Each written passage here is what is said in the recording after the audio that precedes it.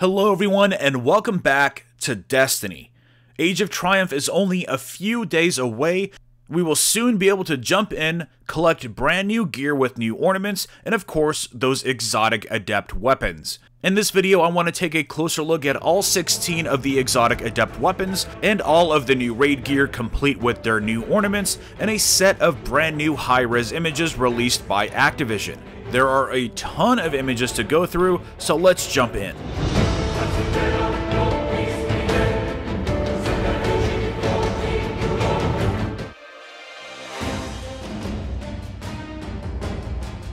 Let's go ahead and start with those exotic versions of the legendary weapons we know from the raids. You have a chance of getting these exotic adept weapons only when the raid is featured as the weekly featured raid. You have a chance of getting one of these weapons when you complete the challenge mode for that raid while it's featured. So if you don't get any exotic adept weapons in Crota's End, you'll have to wait 4 weeks to get another chance at getting another. You will still be able to attain 400 light legendary versions of these weapons, which of course means that they will not feature their elemental damage, and of course that's the perk of the exotic version of these weapons. But anyways, let's go over all 16 exotic adept weapons in glorious detail.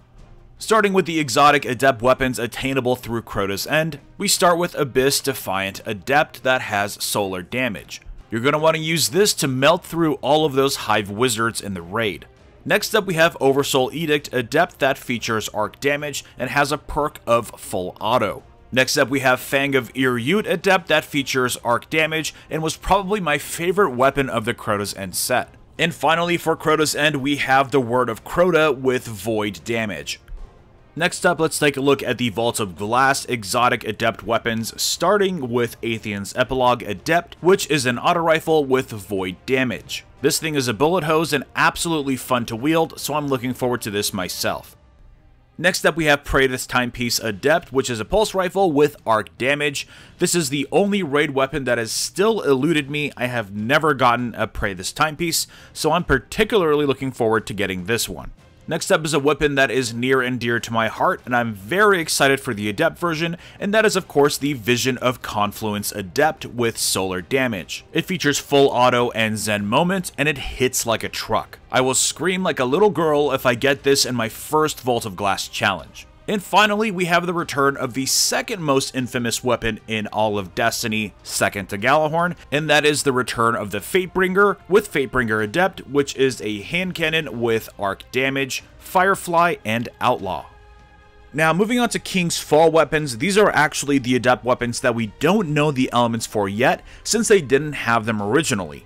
So we're going to have to wait and see which elements go to which weapons, but I'm going to go ahead and venture a few guesses. For Anguish of Driston Adept right here, I think I saw a trailer earlier that made it look like it was shooting arc, so that's going to be my guess. It would make a nice alternative choice for Zalo Supercell. Next up we have Smite of Moraine Adept, which is a pulse rifle, and I really hope it features Void. Next up we have Doom of Chelchis, which is a scout rifle and my favorite in the King's Fall set, and I think this one's going to be arc. Next up we have Zalu's Bane Adept, which I think will be solar, and if it is, this thing is going to be absolutely awesome against most Taken Majors. And finally we have the Wrath of the Machine set, which previously did not have elemental damage, so we're going to have to go ahead and guess for this set as well. Starting with the Genesis Chain Adept, I think this one's actually going to have solar damage. It just feels like the most obvious choice because of its perks, but you could say that about Fatebringer, so it's hard to say. I would also love to see this in Void. Next up we have the Steel Medulla Adept, which I think will actually feature solar damage again, and if they have made it solar, then it's going to be hard to break me away from this weapon. Next up we have Chaos Dogma Adept, which I really hope is Void. And finally we have Fever and Remedy Adept, which I believe will be arc. Aside from the weapons, we got some pretty good pictures of the Ghost Shells available in Vault of Glass and Crota's End, starting with Templar Shell from Vault of Glass, and Ascendant Shell from Crota's End.